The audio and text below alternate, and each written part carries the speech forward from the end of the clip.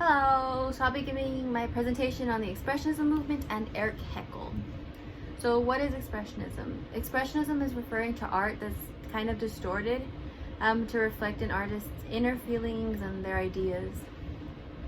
So Expressionist artists wanted to portray their feelings rather than what they were looking at specifically. So if they do an apple, they want to paint an apple, rather than painting it normal, like standard red, they would distort it a little bit with super strong outlines, bold colors, and their brushstrokes were usually all over the place. They didn't have like a set, like a place. The painting itself wasn't the main purpose of what they were trying to do. It was portraying their message and their emotion. For example, the Edvard Munch, the Scream piece, as well as several Wassily Kandinsky pieces. So a little history. Expressionism first emerged in Germany in 1905 when two groups emerged, the first being Die Brücke, which is German for the bridge, and the second being Der Blaue Reiter, which is German for the blue rider. These two groups were kind of the foundation of the German Expressionism movement. Die Brücke, their main goal was to create a bridge between the old Germany and the future Germany. This group was kind of happening at a time when Germany, when Nazis were coming into power. So they took a lot of inspiration from Van Gogh and Edvard Munch, who were kind of the pioneers and founders of the movement, as well as sculpture and medieval arts.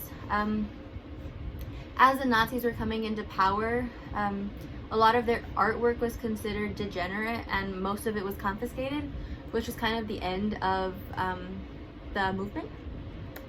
So before Expressionism was Ashcan School, which was a movement mostly known for portraying daily life in poor New York cities, and it was formed as a rebellion against the Impressionism movement. After Expressionism was the Abstract Expressionism, which came after World War II and portrayed mostly like post-war anxiety and trauma from like living through a war like World War II. And this is a movement that kind of started introducing the really, like you can't really understand what the piece is trying to do, like it's just messy, but it has meaning to it. So the top three artists of the Expressionism movement were Edvard Munch, who's best known for doing the Scream, Wassily Kandinsky, who's credited as being the pioneer and like the founder of abstract art, and then Ernest Ludwig Kircher, who was one of the founders of the Die Brücke group.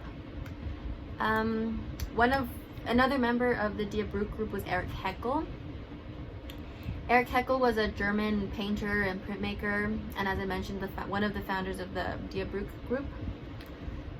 He was born in 1883. Not much is known about his early life or like where he studied for art, but in 1904 he studied architecture at a technical college in Germany, and then the following year is when the Die Brücke group was founded with 3 other students from the same school. A little history about the Die Brücke group and Heckel. They wanted to create a bridge, as I mentioned before, between past and present art in Germany, and also to create a new form of artistic expression through like showing what they were feeling on the inside rather than just what they were seeing. They explored lots of traditional media such as painting and woodwork, and fun fact, also invented the printing method of lino cut, which we use a lot in class. Their paintings were super emotional and intense, considering all of what they were going through, and were usually really like violent in imagery. Because they were going through so much at the time with the Nazis, Heckel was known to be the one who kept the group together and eventually became the organizer of the group.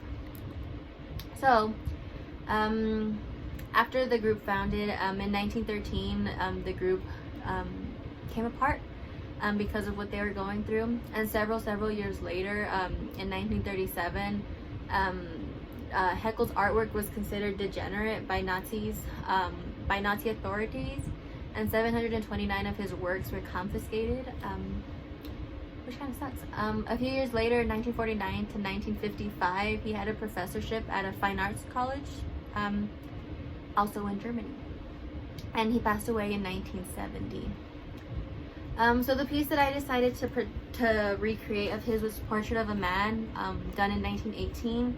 This was a self-portrait done after the end of World War I, and it kind of shows the physical and like mental aspects of like exhaustion and trauma that he himself experienced and that he believed the nation was experiencing. It also shows like what he experienced during the war, and kind of like the unpredictability that came after the war of like not knowing what was going to happen, and rather than portraying it on someone else's face, he did it on his own. This piece also has a lot of the aspects that I was mentioning before that kind of like represent Expressionism, which is like the vibrant colors like the orange and the purple, the super bold outlines that you see all over his face, and how kind of all of his facial features they're just like splattered on, like they don't have like, oh, like I want this here and I want that there, like they're just kind of messy. And the original painting itself has a lot of texture and like the background and like just him, and it kind of, I think, is very it shows a lot of what the movement about, and like compared to other pieces from the movement, like the Scream piece or a bunch of the Wassily Kandinsky pieces, like you can clearly see that he was trying to portray his feelings at the time, and like he was upset about it, and he was going through it.